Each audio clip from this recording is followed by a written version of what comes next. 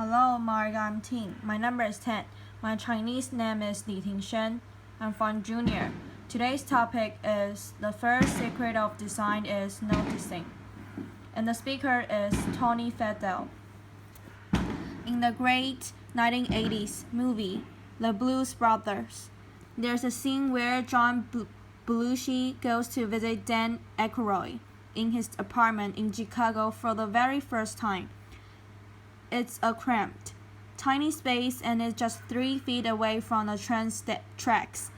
As John sits on Dan's bed, a train goes rushing by, wrecking everything in the room. John asks, "How often does that train go by?" Dan replies, "So often, you won't even notice it." And then something falls off the wall. We all know what he's talking about. As human beings, we get used to everyday things really fast. As a product designer, it's my job to see those everyday things, to feel them, and try to improve upon them. For example, see this piece of fruit. See this little sticker. That sticker wasn't there when I was a kid, but somewhere as the years passed, someone had the bright idea to put that sticker on the fruit, right? Why? So it could be easier for us to check out the grocery counter. Well, that's great. We can get in and out of a store quickly, but now there's a new problem. When we get home and we're really hungry and see the ripe, juicy piece of fruit on the counter, we just want to pick it up and eat it. Except now we have to look for this little sticker and dig at it with our nails, damaging the flesh, then rolling up that sticker, you know what I mean, and then trying to flick it off your fingers. Applause. It's not fun, not at all. But something interesting happened. See, the first time you did it, you probably felt those feelings. You just wanted to eat the piece of fruit. You felt upset. You just wanted to dive in. By the 10th time, you started to become less upset and you just started peeling the label off. By the 100th time, at least for me, I became numb to it. I simply picked up the piece of fruit, dug at it with my nails, tried to flick it off, and then wondered, was there another sticker? So why is that? Why don't we get used to everyday things? Well, as human beings, we have limited brain power, and so our brains encoded the everyday things we do into habits, so we can free up space to learn new things. It's a process called habituation, and it's one of the most basic ways as humans we learn. Now, habituation isn't always bad. Remember learning to drive? I sure do. Your hands clench at 10 and 2 on the wheel, looking at every single object out there, the cars, the lights, the pedestrians. It's a nerve-wracking experience, so much so that I couldn't even talk to anyone else in the car and I couldn't even listen to music. You habituated it. It started to become fun and second nature, and then you could talk to your friends again and listen to music. So there's a good reason why our brains habituate things. If we didn't, we'll notice every little detail all the time. It would be exhausting, and we'd have no time to learn about new things. But sometimes, habituation isn't good. If it stops us from noticing the problems that are around us, well, that's bad. And if it stops us from noticing and fixing those problems, well, then that's really bad. Comedians know all about this. Jerry Seinfeld's entire career was built on noticing those little details, those idiotic things we do every day that we don't even remember. He tells us about the time he visited his friends and he just wanted to take a comfortable shower. He reached out and grabbed the handle and turned it slightly one way, and it was 100 degrees too hot. And then he turned it the other way and it was 100 degrees too cold. He just wanted a comfortable shower. Now we are all being there. We just don't remember it, but Jerry did, and that's a comedian's job. But designers, innovators, and entrepreneurs, it's our job to not just notice those things, but to go one step further and try to fix them. See this person. This is Mary Anderson. In 1902 in New York City, she was visiting. It was a cold, wet, snowy day, and she was warm inside a streetcar. As she was going to her destination, she noticed the driver opening the window to clean off the excess snow so he could drive safely. When he opened the window, though, he let all this cold, wet air inside, making all the passengers miserable. Now, probably, most of those passengers just thought, it's a fact of life. He's got to open a window to clean it. That's just how it is. But Mary didn't. Mary thought, what if the driver could actually clean the window from the inside so that he could stay safe and drive and the passengers could actually stay warm? So she picked up her sketchbook right then and there and began drawing what would become the world's first windshield wiper. Now, as a product designer, I try to learn from people like Mary to try to see the world the way it really is, not the way we think it is. Why? Because it's easy to solve a problem that almost everyone sees, but it's hard to solve a problem that almost no one sees. Now, some people think you're born with this ability or you're not, as if Mary Anderson was hardwired at birth to see the world more clearly. That wasn't the case for me. I had to work at it. During my years at Apple, Steve Jobs challenged us to coming to work every day, to see our products through the eyes of the customer, the new that has fears and possible frustration and hopeful exhilaration that their new technology product could work straight away for them. He called it staying beginners and wanted to make sure that we focus on those tiny little details to make them faster, easier, and seamless for the new customers. So I remember this clearly in the very earliest days of the iPod. See, back in the 90s, being a gadget freak like I am, I would rush out to the store for the very, very latest gadget. I take all the time to get to the store. I check out. I come back home. I start to unbox it, and then there was another little sticker, the one that said, charge before use. Wait, I can't believe it. I just spent all this time buying this product, and now I have to charge before use. I have to wait that what felt like an eternity to use that coveted new boy. It was crazy. But you know what? Almost every product back then did that. When you had batteries in it, you had to charge it before you use it. Well, Steve noticed that and he said, we're not going to let that happen to our products. So what do we do? Typically, when you have a product that has a hard drive in it, you run it for about 30 minutes in the factory to make sure that hard drive is going to be working years later for the customer after they pull it out of the box.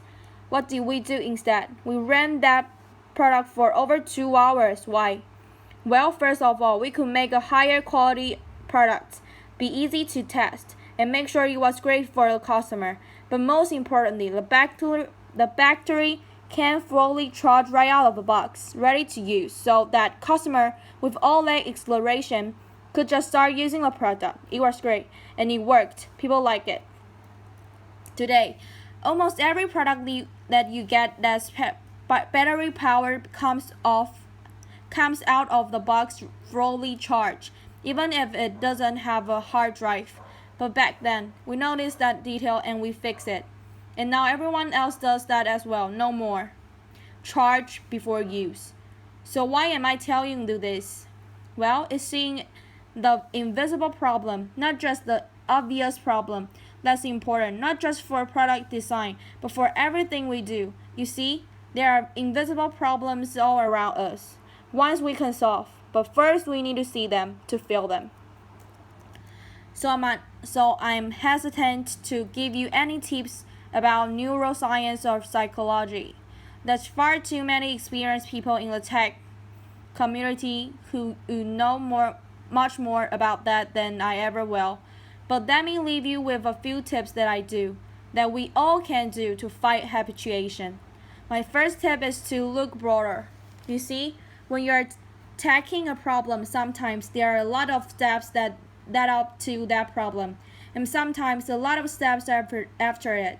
If you can take a step back and look broader, maybe you can change some of those boxes before the problem. Maybe you can combine them.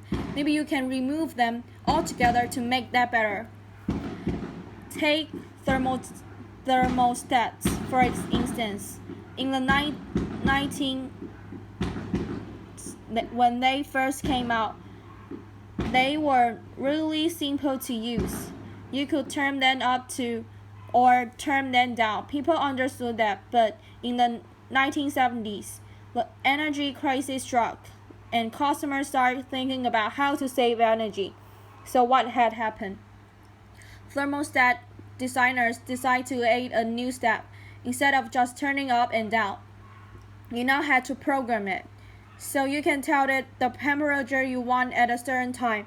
Now that seemed great. Every thermostat has started adding that feature, but it turned out that no one saved any energy.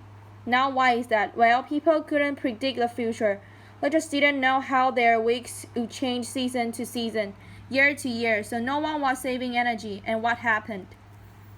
Thermostat designers went back to the drawing board and they focused on that programming step. They made before UIS. They made better documentation, but still, years later, people were not saving any energy because they just couldn't predict the future. So what did? We put a machine learning algorithm instead of the programming that would simply watch when you turn it up and down, when you like a certain temperature when you got up or when you went away. And you know what? It worked. People are saving energy without any programming. So it doesn't matter what you're doing. If you take a step back and look at all the boxes, maybe there's a way to remove one or combine them so that you can make that process much simpler. So that's my first tip, look broader. For my second tip is to look closer. One of my greatest teachers was my grandfather. He told me all about the world. He told me now how things were built and how they were repaired, the tools and techniques necessary to make a successful project. I remember one story he told me about screws and about how you need to have the right screw for the right job. There are many different screws: wood screws, metal screws, archers, concrete screws. The list went on and on. Our job is to make products that are easy to install for all of our customers themselves without professionals. So what did we do? I remember that story that my grandfather told me, and so we thought, how many different screws can we put in the box? Was it going to be 2, 3, 4, 5? Because there are so many different wall types. So we thought about it, we optimized it, and we came up with 3 different screws to put in the box. We thought that was going to solve the problem, but it turned out it didn't. So we shipped the product, and people weren't having a great experience. So what do? We went back to the drawing board just instantly after we figured out we didn't get it right, and we designed a special screw, a custom screw, much to the chagrin of our investor. They were like, why are you spending too much time on a little screw? Get out there and sell more. And we say, we will sell more if we get this right. And it turned out we did. With that custom little screw, there was just one screw in the box that was easy to mount and put on the wall. So if we focus on those tiny details, the ones we may not see, and we look at them as we say, are those important, or is that the way we are always done it? Maybe there's a way to get rid of those. So my last piece of advice is to think younger. Every day, I'm confronted with interesting questions from my 3 young kids.